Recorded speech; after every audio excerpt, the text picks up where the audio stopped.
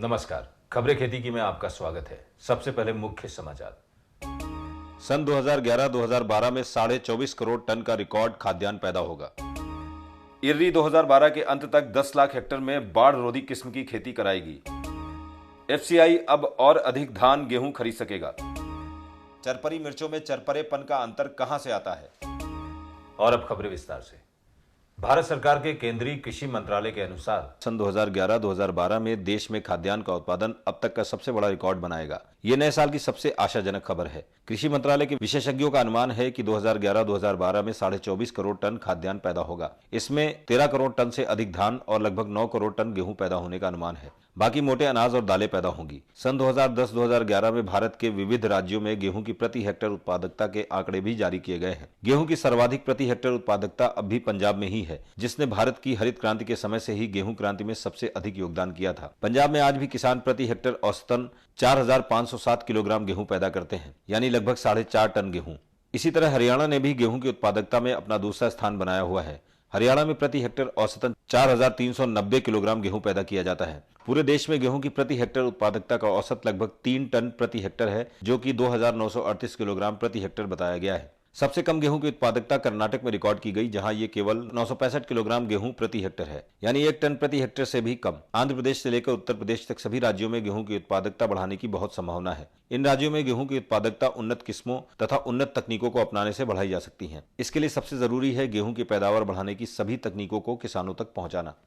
Philippines में Manila के पास लास बानुस में स्थित इर्री यानी इंटरनेशनल राइस रिसर्च इंस्टीट्यूट ने सन 2012 के अंत तक भारत में 10 लाख हेक्टेयर में धान की बाढ़ रोधी किस्म स्वर्णा सब 1 की बुआई कराने का निर्णय किया है। ये किस्म मुख्य रूप से पूर्वी भारत में और प्रमुख रूप से बिहार राज्य में उगाई जाएगी। बिहार में हर साल बाढ़ आने से धान की फसल का बहुत नुकसान होता है। स्वर्णा सब 1 किस्म के धान का विकास इर्री में भारत के कटक में स्थित CRRI यानी केंद्रीय धान अनुसंधान संस्थान के वैज्ञानिकों के साथ मिलकर किया है। धान की ये किस्म बाढ़ के पानी के डूबे रहने में भी खराब नहीं होती और पानी बढ़ने के साथ साथ इसका तना उगता रहता है। धान की परंपरागत किस्म स्वर्णा भी बाढ़ रोधी है। अब इसमें एक और बाढ़ रोधी किस्म का सब 1 जीन डाला गया है। इस प्रकार ये किस्म बाढ़ के पानी में 10-15 दिन तक डूबे रहने पर भी अधिक पैदावार देता है। इस किस्म की एक पत्ती झंडे की तरह बाढ़ के पानी के ऊपर निकली रहती है। इसे फ्लैग लीफ कहते हैं, यानी ध्वज पत्ती। ये सूर्य का प्रकाश नीचे पौधे तक पहुंचाती है और धान के पौधे लगातार बढ़ते रहते हैं। ये घोषणा इर्री के महानिदेशक डॉक्टर रॉबर्ट एस जिगलर ने की है। सरकार ने एफसीआई यानी फूड कॉर्पोरेशन ऑफ इंडिया की नकद ऋण सीमा में 6,600 करोड़ रुपए की वृद्धि की है। अब ये 34,495 करोड़ रुपए से बढ़कर 41,095 करोड़ रुपए हो गई है। सन 2011-2012 में खाद्य सब्सिडी 60,570 करोड़ रुपए रखी गई है। सन 2010-2011 में एफसीआई ने 341,98,000 टन धान खरीदा था। चालू विपणन सीजन में 134,10,000 टन धान की खरीद की गई। इसमें कॉमन ग्रेड का धान 1,080 रुपए प्रति क्विंटल तथा ग्रेड ए का धान 1,110 रुपए प्रति क्विंटल तय किया गया। 2011-2013 के लिए सरकार ने धान के MSP अर्थात मिनिमम सपोर्ट प्राइस में 165 रुपए की वृद्धि करके 1,285 रुपए प्रति क्विंटल तय किया है। केंद्रीय पूल में 1 दिसंबर 2011 को 547,19,000 टन खाद्यान्न का स्टॉक था। इसमें 276,56,000 टन गेहूं और 270,63,000 टन चावल था। ऋण सीमा बढ़ने से किसानों को एफसीआई आसानी से भुगतान कर सकेगा और अधिक धान खरीद सकेगा, जिसको खरीदने में अब काफी तेजी आ गई है। मिर्चों की बहुत सी किस्में इस्तेमाल की जा रही हैं। कम तीखी मिर्चों से असम की भूत झलोकिया जैसी दुनिया की सबसे तीखी मिर्च सबका चरपरापन अलग होता है। अभी तक वैज्ञानिकों को मिर्च में तीखेपन के लिए जिम्मेदार एक ही यौगिक का पता था, जिसका नाम है कैप्सिसिन। मिर्च को वनस्पति विज्ञान में कैप्सिकम कहते हैं। शिमला मिर्च तीखी नहीं होती क्योंकि उसमें कैप्सिसिन बहुत कम होता है, लेकिन तीखी मिर्चों को अधिक तीखे बनाने वाले एक और यौगिक का पता चला है। इस यौगिक का नाम है कैप्सिपिनोइड। ये तीखापन तो पैदा करता ही है, मिर्च को एक फफूंदी से भी बचाता है। ये दक्षिण अमेरिका के बोलिविया की मिर्च में अधिक मात्रा में पाया गया। वहां उत्तरी क्षेत्र की कम ही मिर्चों में ये यौगिक पाया गया, जबकि बोलिविया के दक्षिण भाग की मिर्चों में लगभग सभी किस्मों में कैप्सिपिनोइड मौजूद था। अब कुल झलोकिया की जगह बोलिविया की मिर्च को ही दुनिया की सबसे तीखी मिर्च की पदवी मिली है। ये खोज इंडियन यूनिवर्सिटी के वनस्पति विज्ञानी प्रोफेसर डेविस हॉक की वैज्ञानिक टोली ने की है। अब वैज्ञानिक तीखेपन के लिए जिम्मेदार कैप्सिपिनोइड में पौधों में फफूंदी की रोकथाम करने वाली दवा बनाने का प्रयास कर रहे हैं। और आइए अब डालते हैं अंडमान निकोबार द्वीप समूह के मौसम पर एक नजर। अंडमान निकोबार द्वीप समूह के अलग अलग भागों में आमतौर पर मौसम के गर्म रहने की संभावना है। अगले 24 घंटों में न्यूनतम तापमान 24 डिग्री सेल्सियस और अधिकतम तापमान 30 डिग्री सेल्सियस रहने का अनुमान है। इसी के साथ खबरें खेती की यहीं पर समाप्त होता है। नमस्कार।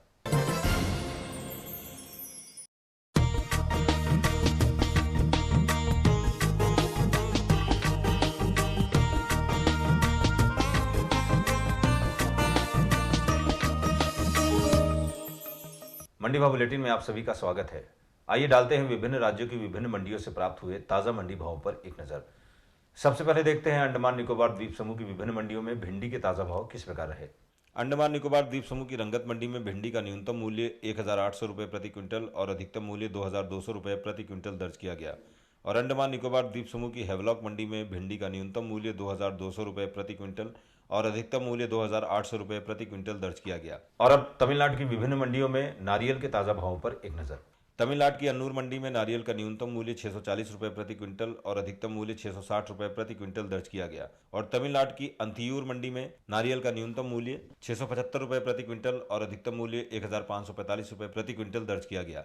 अंडमान निकोबार द्वीप समूह की विभिन्न मंडियों में कद्दू के ताजा भाव इस प्रकार दर्ज किए गए। अंडमान निकोबार द्वीप समूह की रंगत मंडी में कद्दू का न्यूनतम मूल्य 1,800 रुपये प्रति क्विंटल और अधिकतम मूल्य 2,200 रुपये प्रति क्विंटल दर्ज किया गया। और अंडमान निकोबार द्वीप समूह की हेवलॉक मंडी में कद्दू का न्यूनतम मूल्य 2,800 रुपये प्रति क्विंटल और अधिकतम मूल्य 3,200 रुपये प्रति क्विंटल दर्ज किया गया। पश्चिम बंगाल की विभिन्न मंडियों में गेहूं के ताजा भाव इस प्रकार रहे।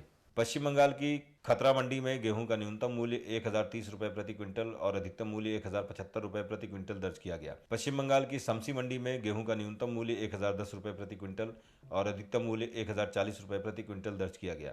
और अब अंडमान निकोबार द्वीप समूह की विभिन्न मंडियों में बैगन के ताजा भावों पर एक नजर। अंडमान निकोबार द्वीप समूह की रंगत मंडी में बैगन का न्यूनतम मूल्य 3,800 रुपये प्रति क्विंटल और अधिकतम मूल्य 4,200 रुपये प्रति क्विंटल दर्ज किया गया। और अंडमान निकोबार द्वीप समूह की हेवलॉक मंडी में बैगन का न्यूनतम मूल्य 5,000 रुपये प्रति क्विंटल और अधिकतम मूल्य 6,000 रुपये प्रति क्विंटल दर्ज किया गया।